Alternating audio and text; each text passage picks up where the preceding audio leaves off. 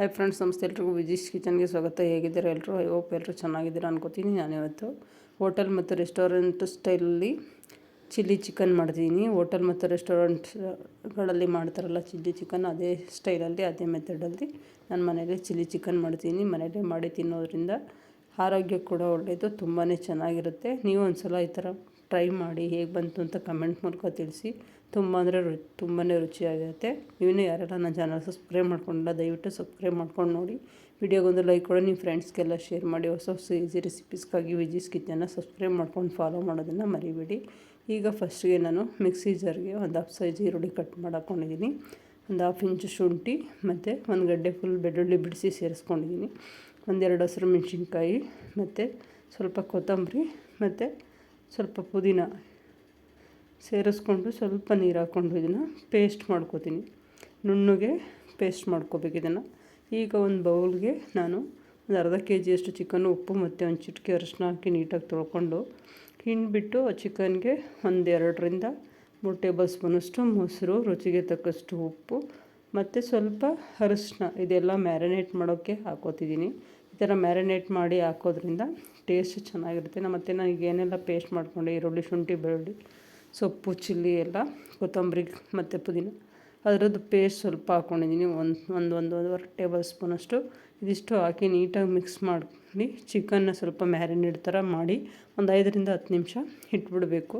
ಈ ಥರ ಮಾಡೋದ್ರಿಂದ ತುಂಬ ಟೇಸ್ಟಿಯಾಗಿ ಬರುತ್ತೆ ಮತ್ತು ಉಪ್ಪು ಖಾರ ನೀಟಾಗಿ ಹಿಡಿಯುತ್ತೆ. ಈಗ ಸ್ಟವ್ ಮೇಲೆ ಒಂದು ಬಾಣಲೆ ಇಟ್ಕೊಂಡು, ಬಾಣಲೆಗೆ ಒಂದು 3 ಟೇಬಲ್ ಸ್ಪೂನಷ್ಟು ಎಣ್ಣೆ ಸೇರಿಸ್ಕೊಂಡಿದ್ದೀನಿ. ಎಣ್ಣೆ ಸೇರಿಸ್ಕೊಂಡು ಎಣ್ಣೆ ಬಿಸಿ ಆದಮೇಲೆ ಇದಕ್ಕೆ ಒಂದು ಮೀಡಿಯಮ್ ಸೈಜು ಈರುಳ್ಳಿ ಕಟ್ ಮಾಡಿ ಹಾಕ್ಕೊಂಡಿದ್ದೀನಿ. ಈರುಳ್ಳಿ ಸ್ವಲ್ಪ ಲೈಟಾಗಿ ಫ್ರೈ ಆಗ್ತಿದ್ದಂಗೆ ಇದಕ್ಕೊಂದು ಅರ್ಧ ಕ್ಯಾಪ್ಸಿಕಮ್ ಕೂಡ ಕಟ್ ಮಾಡಿ ಸೇರಿಸ್ಕೊತೀನಿ.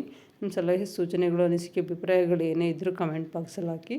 ಈಗ ಗ್ರೀನ್ ಕಲರ್ ಕ್ಯಾಪ್ಸಿಕಮ್ಮು ಒಂದು ಅರ್ಧದಷ್ಟು ಕಟ್ ಮಾಡಿ ಮೀಡಿಯಮ್ ಸೈಜಲ್ಲಿ ಸೇರಿಸ್ಕೊಂಡಿದ್ದೀನಿ. ಅದನ್ನು ಕೂಡ ನೀಟಾಗಿ ಫ್ರೈ ಮಾಡ್ಕೋಬೇಕು ಈರುಳ್ಳಿ ಜೊತೆಗೆ.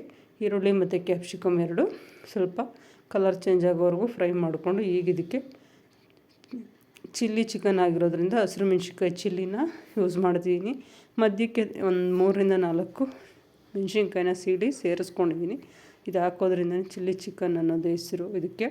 ಈಗ ಮ್ಯಾರಿನೇಟ್ ಮಾಡಿ ಇಟ್ಕೊಂಡಿರೋಂಥ ಚಿಕನ್ನ ಇದಕ್ಕೆ ಸೇರಿಸ್ಕೊತಾ ಇದ್ದೀನಿ. ಸೇರಿಸ್ಕೊಂಡು ಇದನ್ನ ಚೆನ್ನಾಗಿ ಮಿಕ್ಸ್ ಮಾಡ್ಕೋಬೇಕು.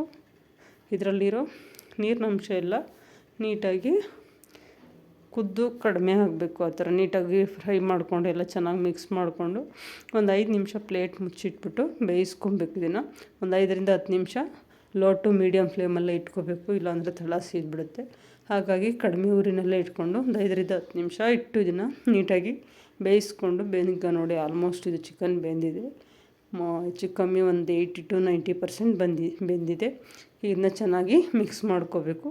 ಮಿಕ್ಸ್ ಮಾಡ್ಕೊಂಡಾದಮೇಲೆ ನಾನು ಈರುಳ್ಳಿ, ಶುಂಠಿ, ಬೆಳ್ಳುಳ್ಳಿ, ಕೊತ್ತಂಬರಿ, ಪುದೀನ, ಮೆಣಸಿನ್ಕಾಯಿ ಹಾಕಿ ಏನು ಪೇಸ್ಟ್ ಮಾಡಿಟ್ಕೊಂಡಿದ್ನಲ್ಲ, ಅದು ಮಿಕ್ಕಿದ ಪೇಸ್ಟು ಆಗಲೇ ಮ್ಯಾರಿನೇಟ್ ಮಾಡೋಕೆ ಒಂದು 2 ಟೇಬಲ್ ಸ್ಪೂನಷ್ಟು ಹಾಕ್ಕೊಂಡಿದ್ದೆ.